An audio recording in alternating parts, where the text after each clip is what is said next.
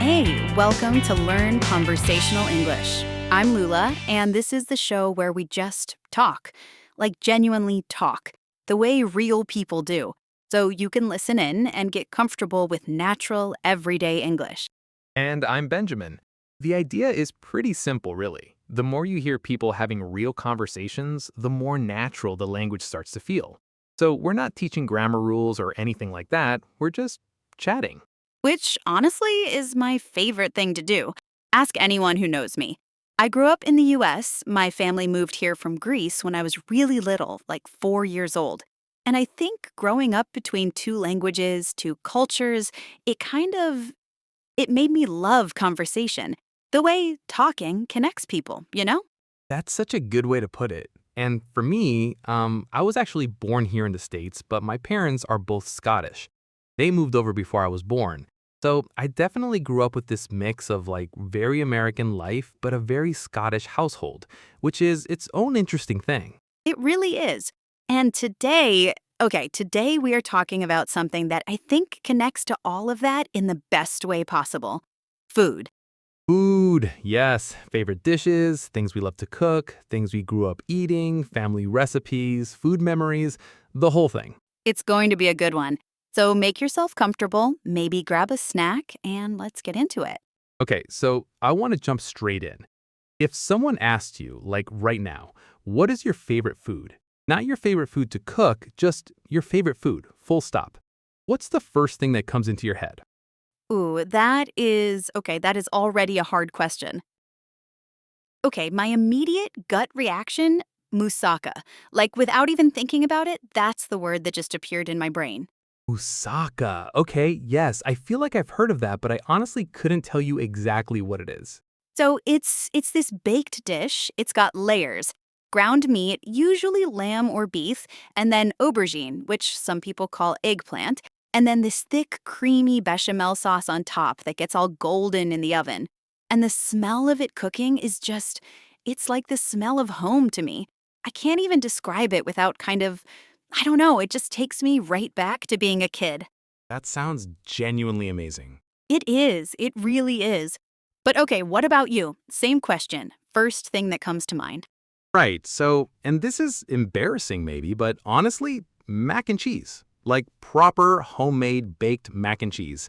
I know that's so American and not very exciting, but No, that's not embarrassing at all. Mac and cheese is a legitimate answer.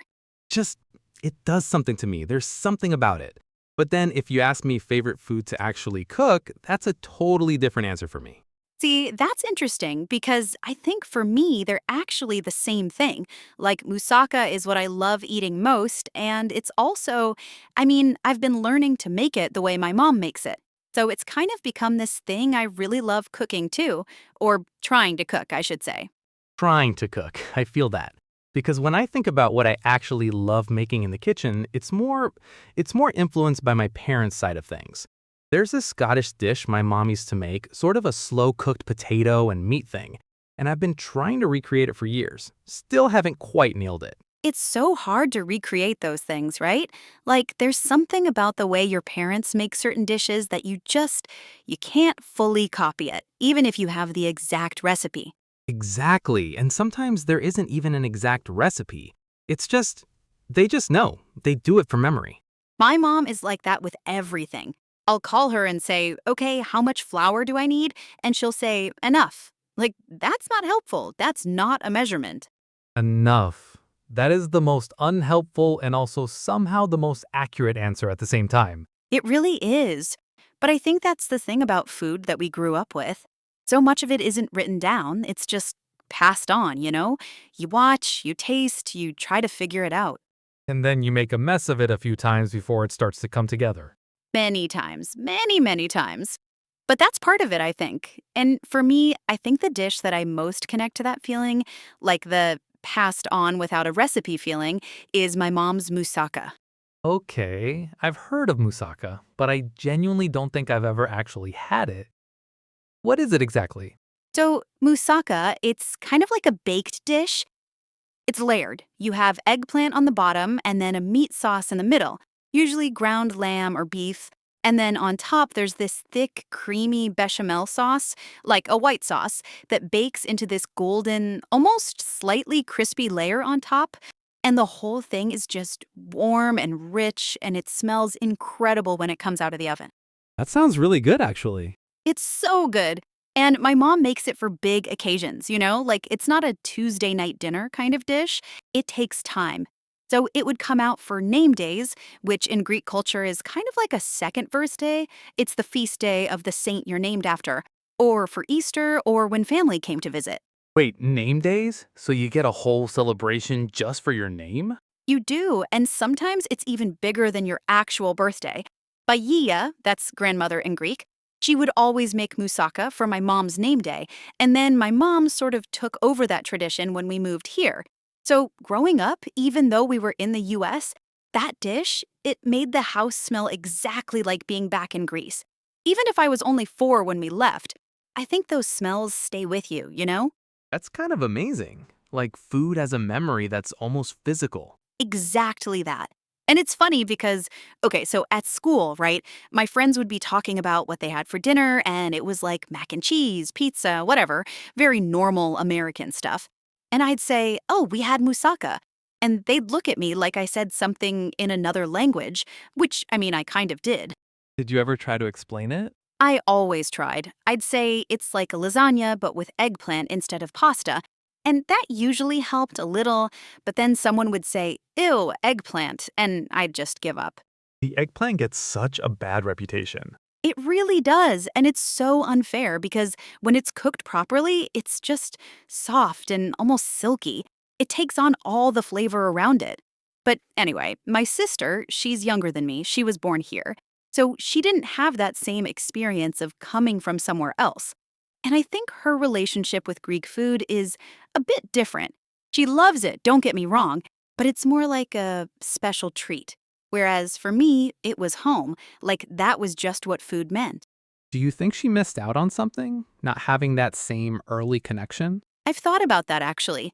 I think she has her own connection to it, just through different memories, like watching my mom cook or big family dinners on Sundays. Because that's another thing about Greek food culture. The Sunday meal is kind of sacred in a way. It's long, it's loud, everyone's talking over each other. There are many courses. You eat late, How late are we talking? like 9 o'clock for dinner is not unusual. My friends here thought that was insane. And I remember being at sleepovers and the family would eat at 5:30 and I was like, "What is happening? Is this a snack? Is this just the beginning?" 5:30 dinner is very much a real thing in a lot of American households, I'll be honest.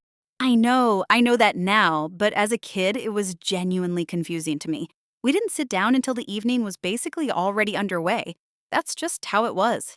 Yeah, and honestly, our house was kind of in between. Like, my parents are Scottish, so they brought some of their own timing and habits over. But then you're also living in America, and things kind of bleed into each other, you know? So, what did that actually look like at home? Like, what were you eating growing up? So, weeknight dinners were pretty normal, pretty simple. But my dad would make this dish called stovies on weekends sometimes. And I know that sounds like a made up word. Stovies? Stovies. It's basically, okay, so it's a Scottish thing. It's a kind of slow cooked dish with potatoes and onions and leftover meat. Traditionally, it was made with whatever was left over from the Sunday roast. You cook it all down together until it's almost like a thick, soft stew, but not quite a stew. It's more dense, I guess, hearty. And you'd eat it with oatcakes on the side. That actually sounds really good, like proper comfort food. It genuinely is. And the smell of it cooking, that's the thing. It would fill the whole house. I always knew it was going to be a good Saturday when I came downstairs and could smell that. My dad would have it going for hours. He'd be in no rush at all, just letting it do its thing on the stove. That's so similar to how I feel about moussaka and the oven. It's that smell that just means home, kind of. Exactly that. And the funny thing is, I had friends over once. I must have been maybe 12 or 13. And my dad made stovies, and I was so excited to share it. And my friend looked at the plate and just went, "What is that?" Not in a mean way, just genuine confusion because it doesn't look fancy. It looks like a big pile of soft potato. But then he tried it and he had 2 helpings, so That's always how it goes. The ones that look the most ordinary taste the best. every single time. My younger brothers, I have two younger brothers, and they are much more American in their tastes, I'd say. Like they'll eat stovies if my dad makes it, but they're not seeking it out. They're not asking for it. Whereas I kind of grew up feeling like that's a real meal. That means something. Do you think it's because you're the oldest? Like you had more of those early memories with it? Maybe, yeah. I think I was just old enough to kind of absorb it more, you know? My brothers grew up a bit more burger and fries, which, I mean, I also love. I'm not going to pretend I don't love a really good barbecue. That is very much part of my life, too. Tell me about the barbecue. Oh, summers. Summer's barbecue season, and that is non negotiable. Ribs, pulled pork, corn, coleslaw, just everything on the table at once, and you just go for it. That to me that's the American side of my food life, fully. And I love it. It's a different kind of comfort from stovies, but it's still that same idea of food being an event, you know? Like you're not just eating, you're sitting there for 2 hours. That's the thing, isn't it? Whether it's a Greek table or a Scottish Saturday or a summer barbecue, the food is kind of the excuse to just be together. Yeah, and I think growing up with two such different food cultures in one house made me see that pretty clearly. Like the dishes are completely different, but the feeling around the table is the same. Your parents must have had some interesting combinations going on. Like, did Scottish food and American food ever collide in a weird way? Oh, there were some experimental evenings, let's say.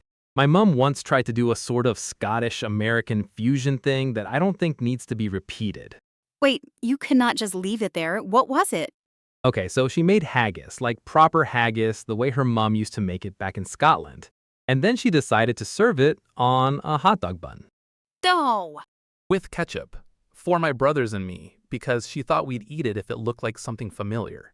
That is kind of genius and also completely terrifying at the same time.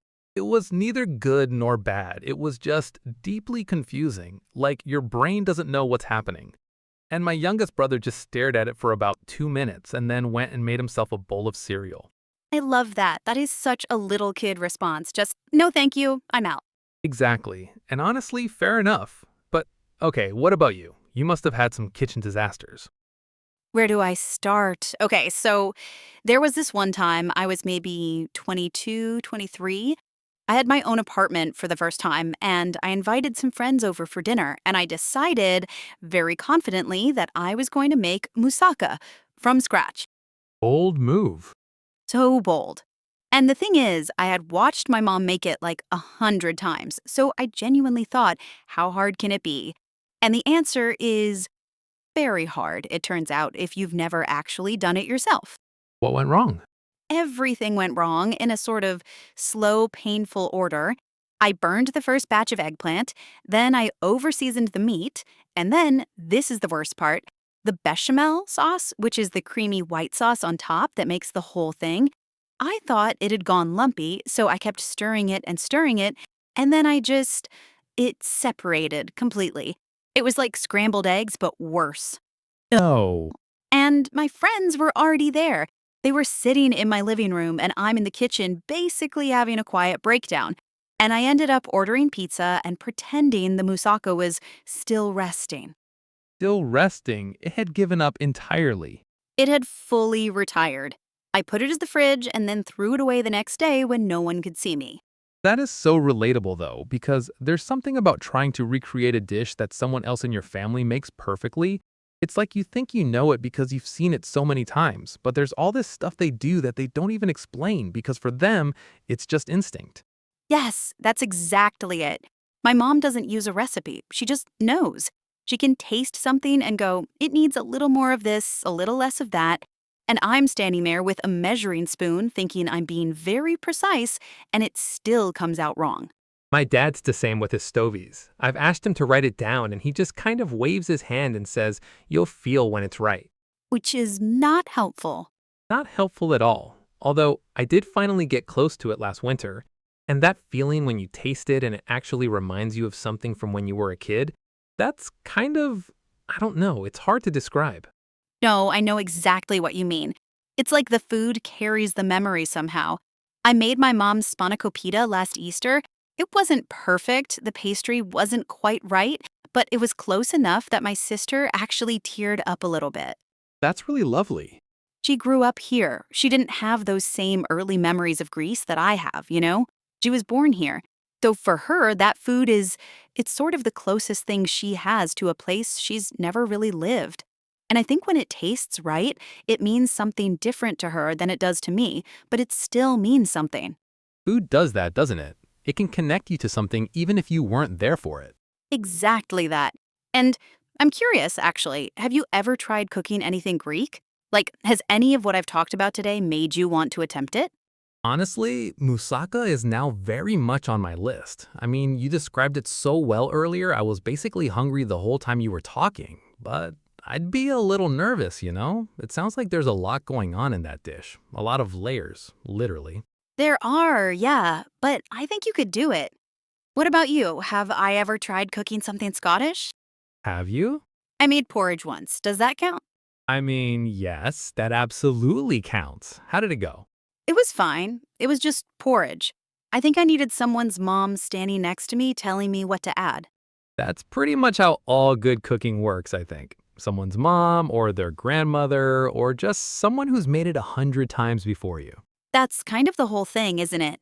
It's not really about the recipe. It's about who you learned it from. Yeah, and who you're making it for. Yeah, who you're making it for. Okay, I think that's a pretty perfect note to end on, actually. It really is. Thank you so much for listening today, everyone. It means a lot that you spend your time with us. It does, and we really hope you enjoyed the conversation and maybe picked up some useful English along the way, too. That's kind of the whole point. If you like this episode, please do subscribe wherever you listen to podcasts. And if you want to share it with someone who's learning English, we would love that. We'll be back again soon with another episode, so don't go too far. Take care of yourselves. And eat something delicious. Bye. Bye, everyone.